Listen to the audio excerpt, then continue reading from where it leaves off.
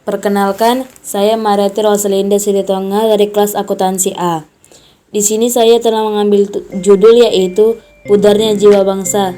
Saya akan membahas mengenai kondisi bahasa Indonesia saat ini. Bahasa Indonesia tetap digunakan sebagai bahasa utama dan bahasa persatuan. Namun di era modern seperti ini, karena dampak globalisasi dan semakin seringnya terjadi interaksi manusia antar sekarang jadi banyak bahasa gaul yang bercampur aduk dengan bahasa Indonesia. Sehingga orang-orang lebih sering menggunakan bahasa gaul karena praktis ketimbang bahasa Indonesia yang baik dan benar. Keberadaan bahasa Indonesia saat ini juga mempunyai dampak atau fenomena yaitu positif dan negatifnya. Fenomena positifnya, bahasa Indonesia digunakan dalam produk perusahaan luar negeri, baik dalam kemasan, prosedur penggunaannya, maupun keterangan produk yang dihasilkan. Dapat disimpulkan, keberadaan bahasa Indonesia diakui oleh masyarakat internasional.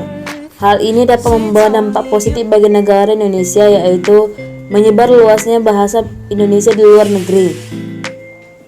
Fenomena negatifnya yaitu seiring berkembangnya zaman, banyak ditemukan perkembangan bahasa Indonesia yang menyimpang dari kaidah bahasa Indonesia, seperti munculnya bahasa gaul, bahasa komunikasi, bahasa SMS, dan bahasa prokem.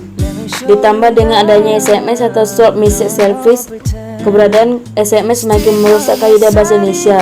Contohnya, penyingkatan kalimat seperti kata KRM yang artinya kamar, BSK yang artinya besok, SMP yang artinya sampai, MRH yang artinya marah. Kedua, bahasa Indonesia semakin memudar akibat penggunaan bahasa daerah yang berlebihan di kalangan masyarakat. Orang lebih sering menggunakan bahasa daerah sendiri ketimbang harus menggunakan bahasa Indonesia yang baik dan benar. Kita seharusnya malu jika tidak dapat menggunakan bahasa Indonesia dengan baik dan benar. Jika tidak ditanggulangi, hal ini akan menimbulkan kerancauan dalam bahasa Indonesia. Misalnya ketika kita membuat skripsi, kita akan kebingungan dalam penggunaan bahasa Indonesia yang baik dan benar.